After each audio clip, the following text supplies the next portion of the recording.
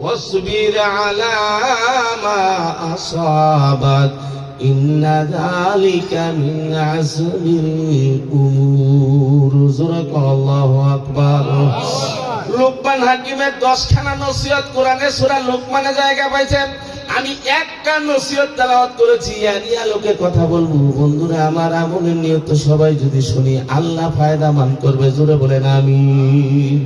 লোকমান হাকিম তার ছেলের ডাক দিল, বাবারে তুমি নামাজ কায়েম করো, মানুষকে ভালো কাজের আদেশ দাও, অন্যায় কাজ যদি কেউ করে অন্যায় কাজে তুমি বাধা দিও, সৎ কাজে যদি আদেশ দিতে যাও অন্যায় কাজে যদি বাধা দিতে যাও, বাবারে দুঃখ আসবে, মুসিবত আসবে, জেল হইতে পারে, জরিমানা হইতে পারে।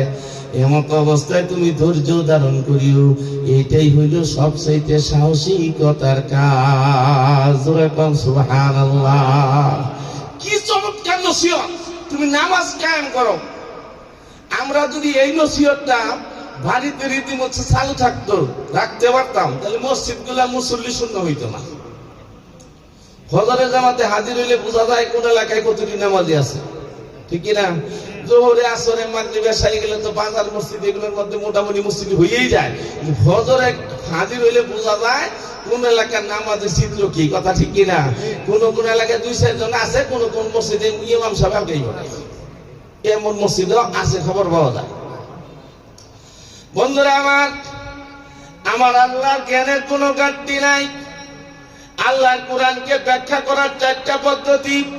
আত-তাফসীরুল কুরআন বিল কুরআন, আল্লাহর কোরআনের এক আয়াতকে আরেক আয়াত ব্যাখ্যা করে। যদি কোরআনের মধ্যে ব্যাখ্যা না পাওয়া যায়, আত-তাফসীরুল কুরআন বিল হাদিস, আল্লাহর রাসূলের হাদিস দিয়ে আয়াতটা ব্যাখ্যা করতে হবে।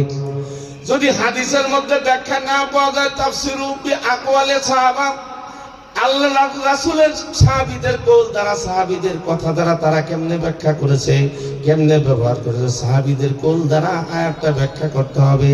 যদি সাহাবীদের কওলের মধ্যে না পাওয়া যায়, তাফসীরু বিল ইজতিহাদ, ওই আলেমের যদি ইজতিহাদ করার যোগ্যতা সম্পন্ন হয়, ইজতিহাদের মাধ্যমে সে ব্যাখ্যা দিতে পারে।